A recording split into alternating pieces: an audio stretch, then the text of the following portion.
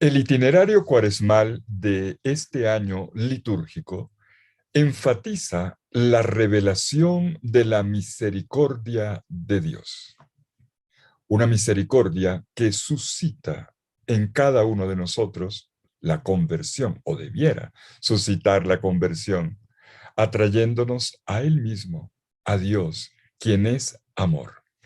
Y Jesús es el intérprete de esta misericordia infinita de Dios. Esto es lo que nos ocupa hoy, en este domingo, de manera eminente, cuando apreciamos en la inmensa página del capítulo 15 del Evangelio de Lucas las parábolas de la misericordia. Y vamos al grano. Al principio del capítulo 15, el narrador de Lucas cuenta que los recaudadores de impuestos, esto es, la gente que era considerada popularmente como manifiestamente pecadora, como gente sin vergüenza, perdida, ellos venían donde Jesús para escucharle. Veamos el versículo 15, el capítulo 15, el versículo 1. Se le acercaban todos los publicanos y pecadores para oírle. Y hay que leer despacio, palabra por palabra, esta primera línea. Todos, publicanos y pecadores, venían a escuchar a Jesús. Una primera pregunta que cualquier lector podría hacerse es esta. ¿Por qué estas personas de mala vida se sentían tan atraídas por la persona de Jesús? Y en cambio huían de los sacerdotes y de los fieles practicantes de la ley, como eran los fariseos y los maestros de la ley. ¿Saben por qué? Porque sentían que sus pastores no los buscaban, no los amaban realmente, sino que los juzgaban y los despreciaban. Se dedicaban a señalarlos con el látigo de la crítica. Jesús, en cambio, tenía otra mirada. Cuando veía a un pecador público, lo consideraba ante todo como persona, como uno entre tantos. Todos somos pecadores. Al fin y al cabo, se trataba de pecadores públicos, es decir, de forma abierta, evidente, sin hipocresía ni pretensión. Así fuera para hacer el mal. No lo escondían. Los fariseos también pecaban y ellos sí lo escondían. Se mostraban santos, pero a escondidas pecaban y aún así se atrevían a juzgar. Ser pecador público es doble dolor. El pecado en sí y además el señalamiento de la gente. Y ante ellos Jesús sentía compasión. No juzgaba a quien tenía por delante, no lo condenaba, sino que iba a buscarlo allí donde estaba, en su pecado, para ofrecerle una relación, para ganar su confianza, la posibilidad de caminar juntos, de escucharse mutuamente, sin prejuicios mutuos. Tenemos entonces, como primer dato, que los pecadores huían de la comunidad judía y acudían más bien donde Jesús. Y este hecho escandalizó a los religiosos de oficio, quienes murmuraban diciendo, veamos el versículo 2, este hombre acoge a los pecadores y hasta come con ellos. Se nota la sorna. La queja se hace sentir. Más aún, se expresa, no abiertamente, sino en forma de murmuración. Y miren el verbo. El verbo griego es diagogizo, que significa hablar mal de otra persona, pero a sus espaldas y en voz bajita, creando complicidad con la que hablas, pero bajito para que el interesado no capte lo que se dice. Pero Jesús lo capta y le responde a sus detractores. No lo hace con violencia, ni siquiera haciendo una apología de sí mismo. Responde con parábolas, con historias de vida que confrontan al oyente. Tres parábolas de seguido, tres para ser exactos. Primera, la de la oveja perdida, versículos 4 al 7. Segunda, la de la dracma perdida, versículos 8 al 10. Y la tercera, la del Padre Misericordioso, versículos 11 al 32, en la que nos detenemos hoy. 3 perdidos, la oveja, la moneda y un hijo.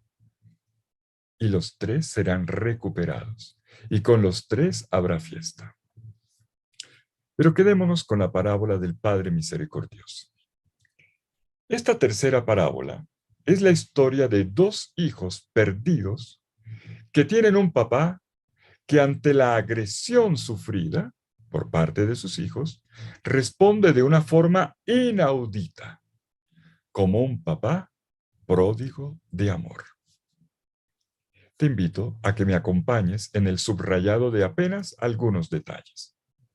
Al fin y al cabo, la parábola habla por sí misma. A cada lector le queda la tarea de releerla a partir de su propia experiencia de vida, de su propia historia. Y sobre todo al final, se espera que tú y yo, cada uno por su cuenta, le aporte la conclusión que no tiene. Nos toca a nosotros. Veamos el comienzo, versículo 11. Un padre tenía 2 hijos. Jesús cuenta la historia de una familia que, como todas las familias de la tierra, no es ideal. No está exenta de algún sufrimiento o de alguna irregularidad en la convivencia, en las relaciones. Esta familia está conformada por un papá. No se menciona la mamá. ¿Estaría muerta o tal vez ausente?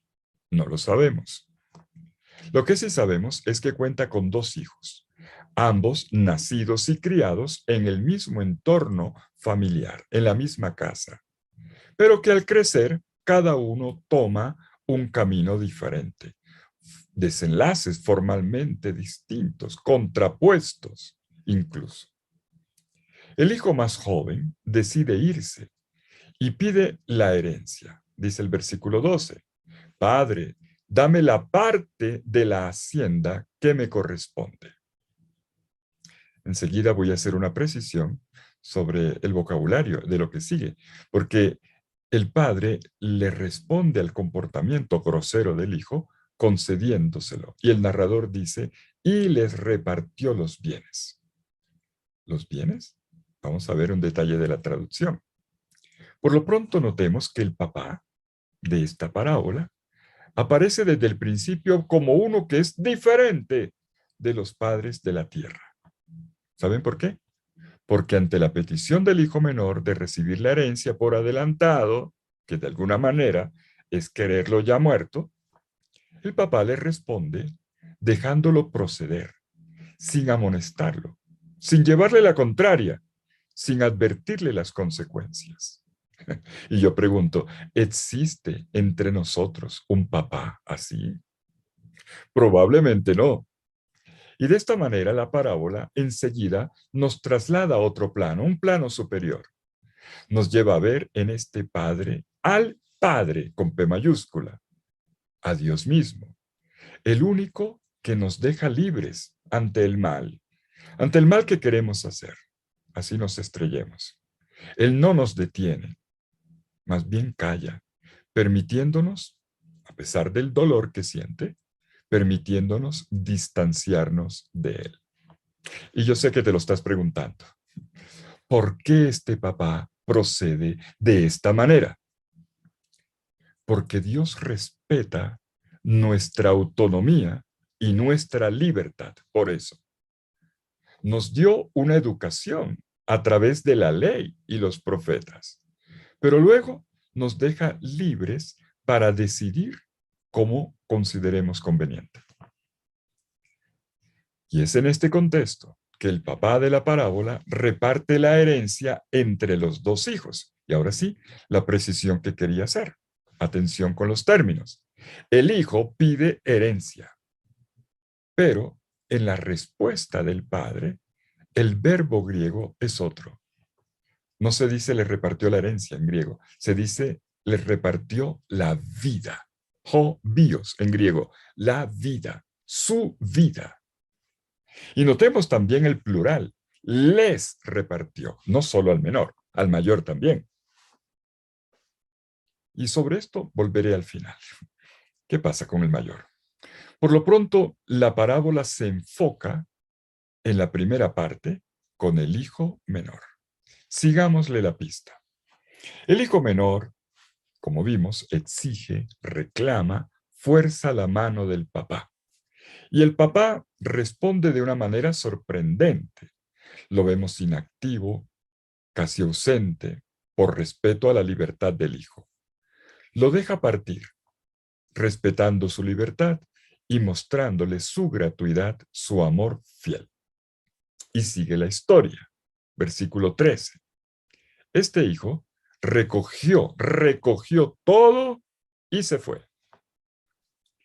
El hijo sale por fin de una casa que le parecía una prisión, de la mirada de este padre que sentía más como un espía, de ese espacio que tenía que compartir con su papá y con su hermano mayor, pero que era un espacio que no sentía propio.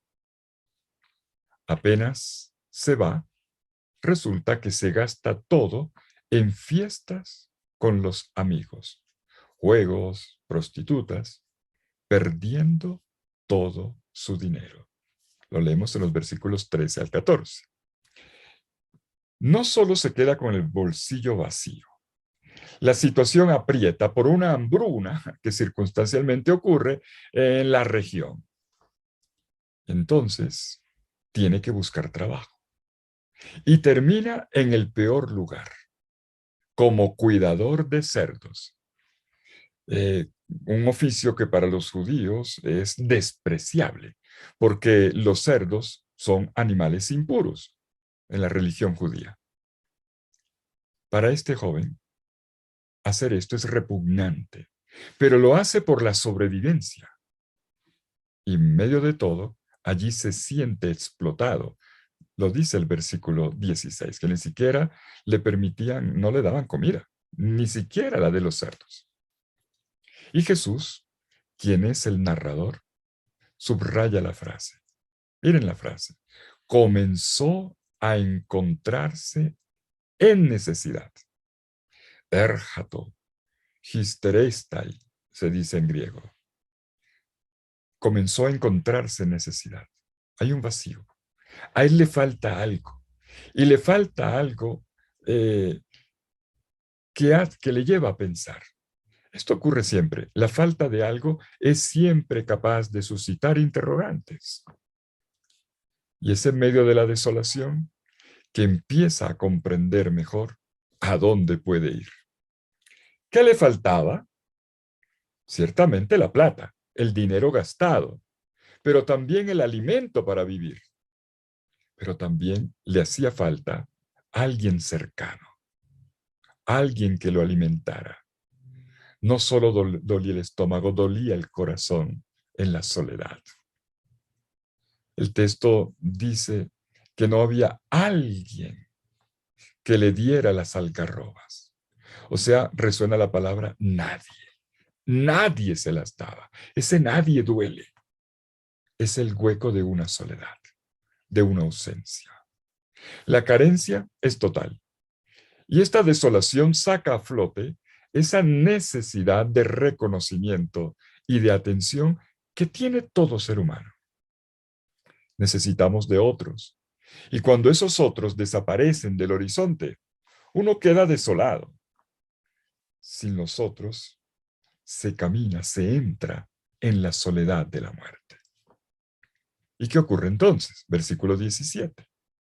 Este joven entra en sí mismo, sumido en condición degradada, igual o peor que los animalitos que cuidaba. El joven comienza a tomar conciencia de su propia situación. Entró en sí mismo. No se puede hablar todavía de conversión, pero hay un primer paso, eso sí. Las ganas de decir, ya está bueno, basta. Basta con esta situación de hambre, de soledad, de desolación.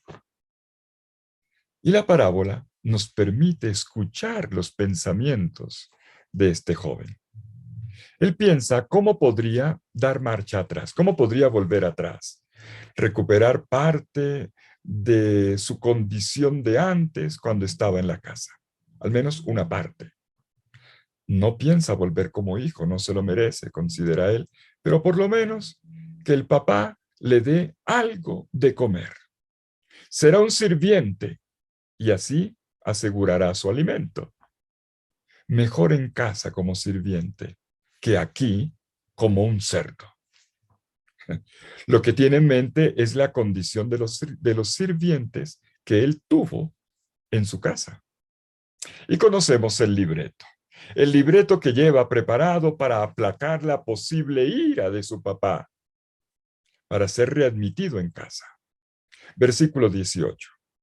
Me levantaré e iré a mi padre y le diré, Padre, he pecado contra el cielo y contra ti. Ya no soy digno de ser llamado hijo tuyo. Trátame como a uno de tus jornaleros. Hay una ironía. Aun cuando habla de pecado, he pecado contra el cielo y contra ti, lo que lo mueve no es el amor a su padre, sino solo el interés personal. Lo que le duele ahora es el estómago, no la herida que le ha causado a su papá. Y en este punto es que se da el giro de la parábola. Ocurre de repente lo inesperado. Comienza un viaje lleno de sorpresas. El trecho luminoso de esta historia, mucho más importante que el tenebroso de la ida. Por fin, el hijo llega a conocer a su papá de una manera diferente a como lo había conocido cuando convivía con él. Y es importante notar en la parábola dónde se sitúa el punto de vista.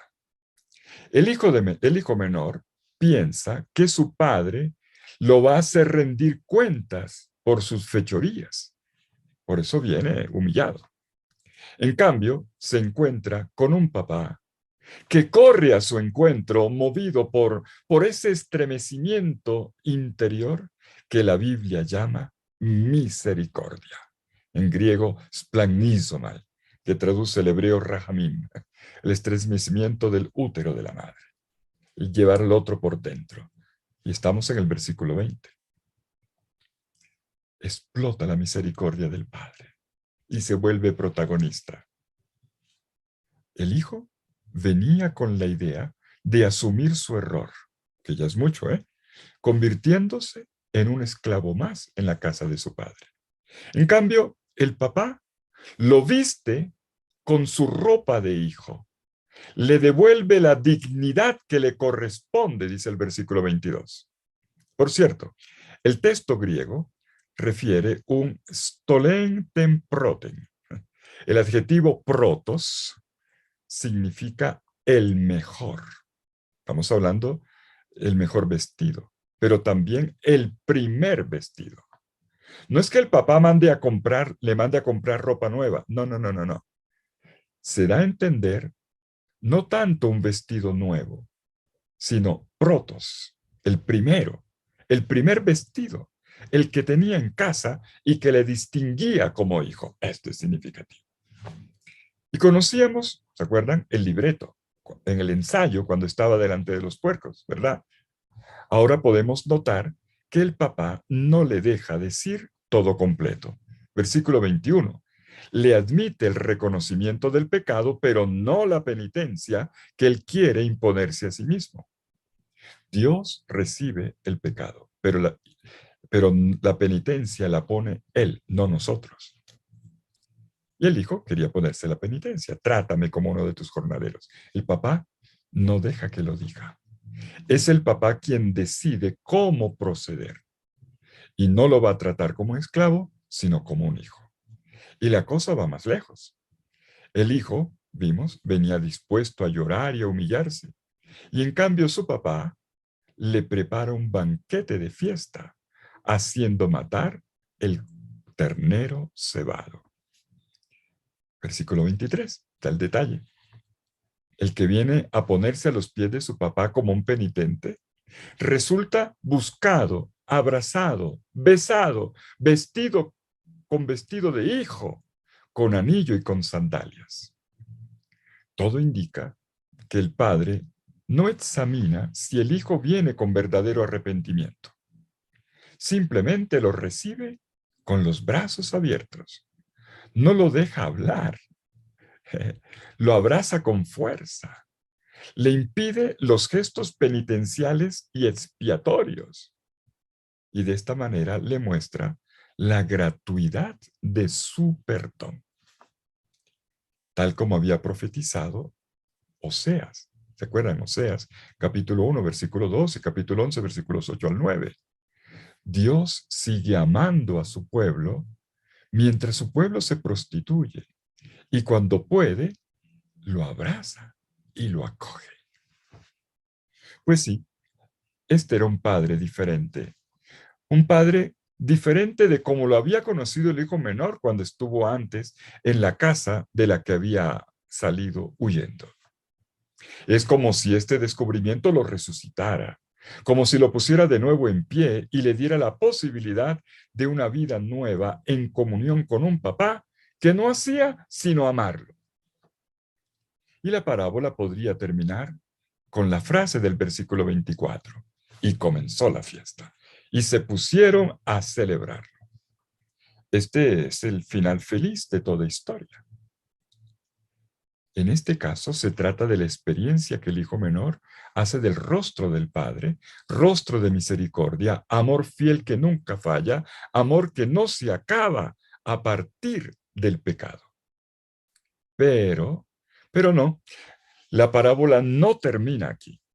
Falta lo más importante. Esta parábola es una secuela. Están de moda las secuelas, ¿eh? Lo vemos en las series de las plataformas de televisión.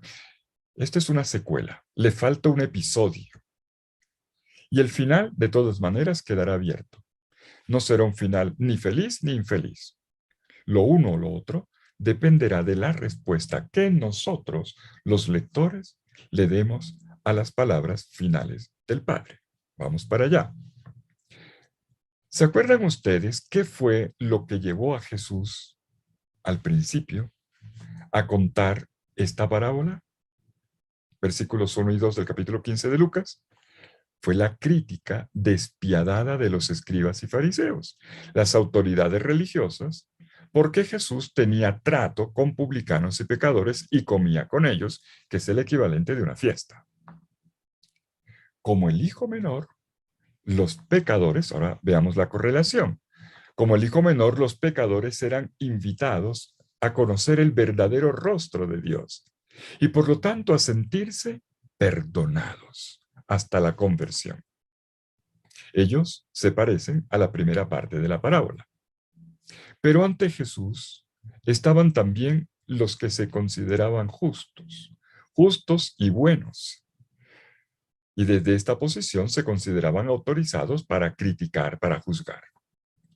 Y es para ellos, que Jesús cuenta la última parte de la parábola.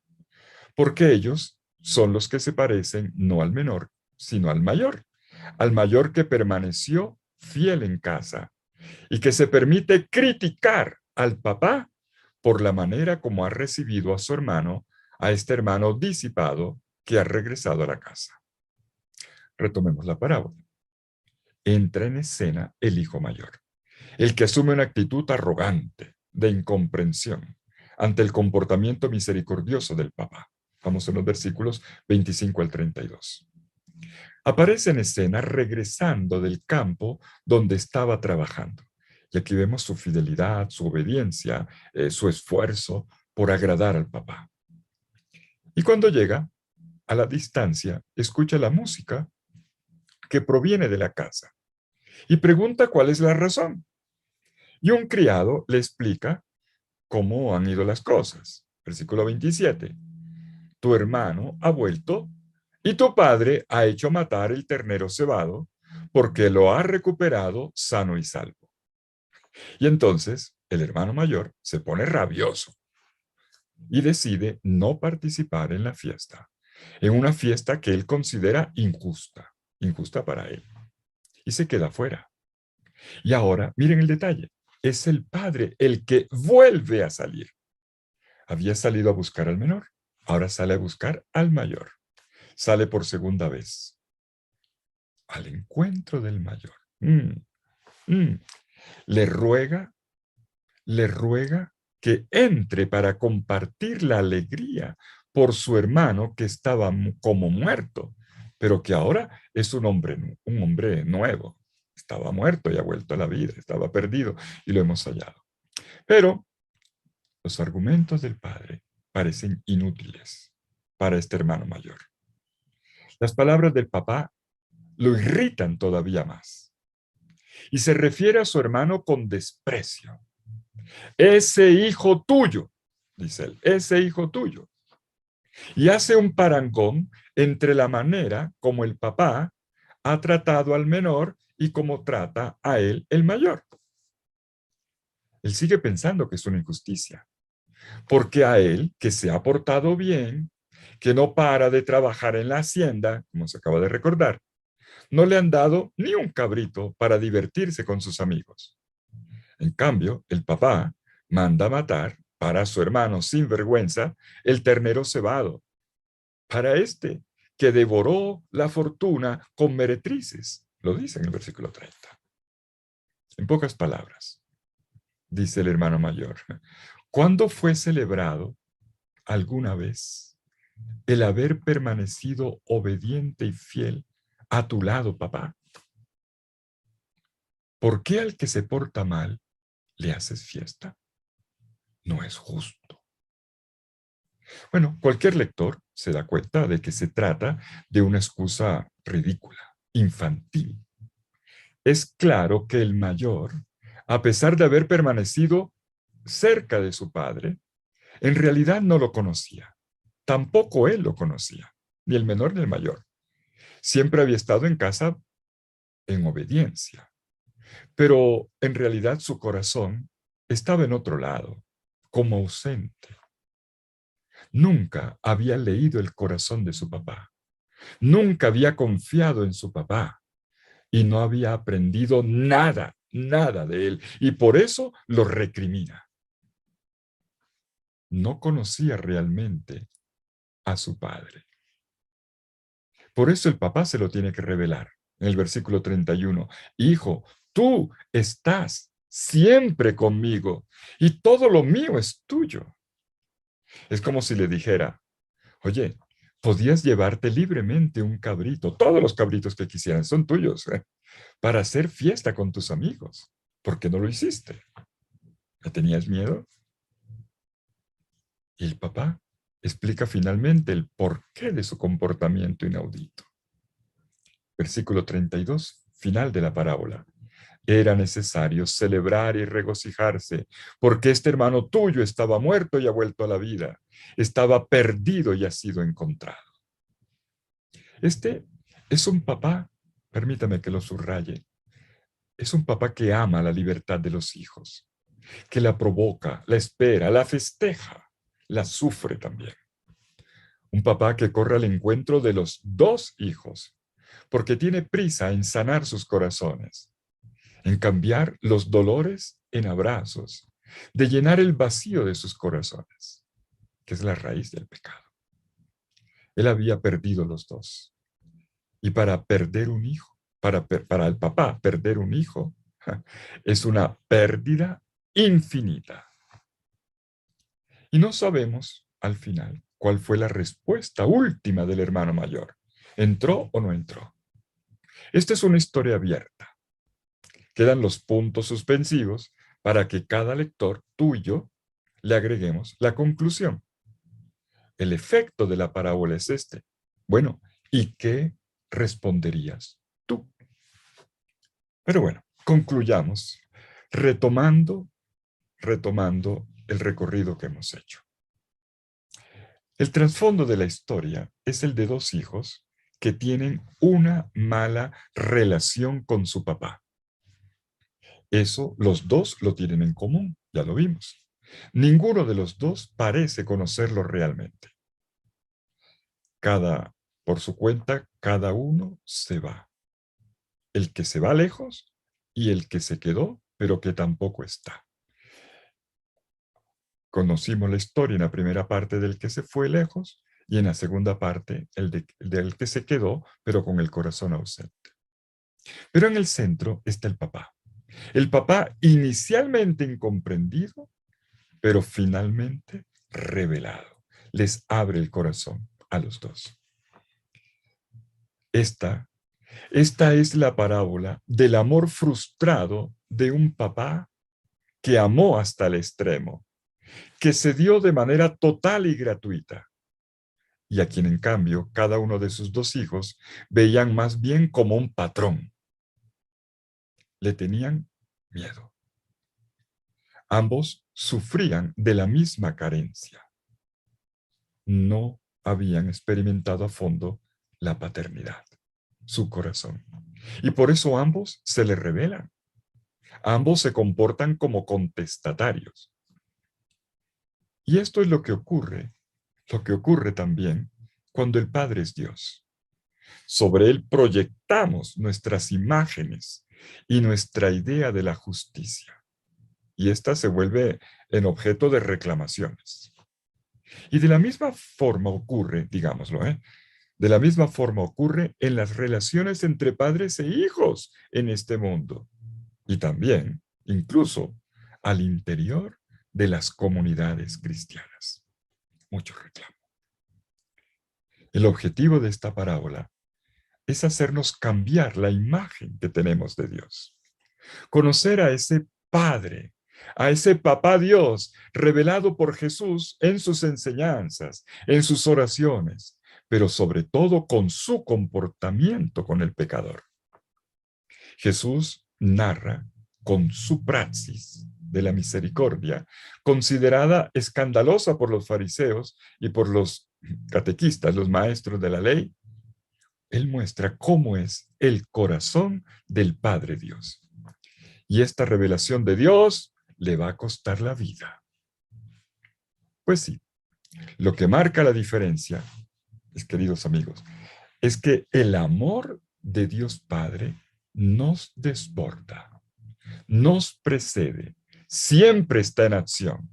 No se deja encajar en nuestras medidas angostas, estrechas, mezquinas.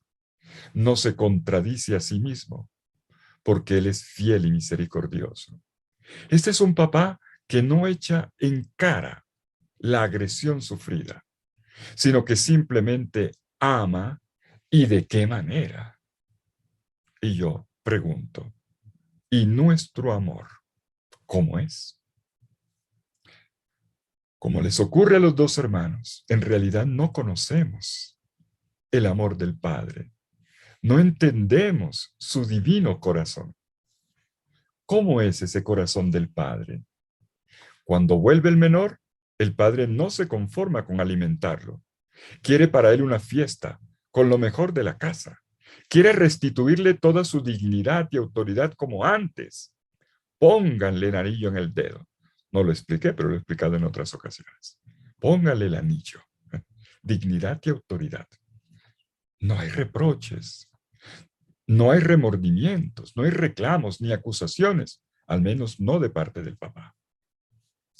El padre que sale a buscar al hijo mayor que se siente infeliz, que tiene el corazón arrugado, que tiene más corazón de esclavo que de hijo.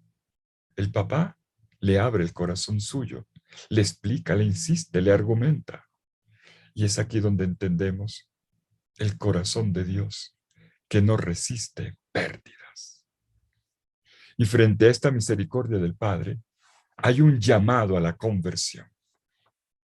La conversión es para los dos hermanos, los dos, tanto para el que se fue con una vida disoluta, como para el que se quedó aparentemente santo y obediente, pero no tenía el corazón del Padre. El menor regresó, además, regresó más por conveniencia. ¿Qué pasó después de la manera como lo recibió el papá, mostrándole la grandeza de su amor? No lo sabemos.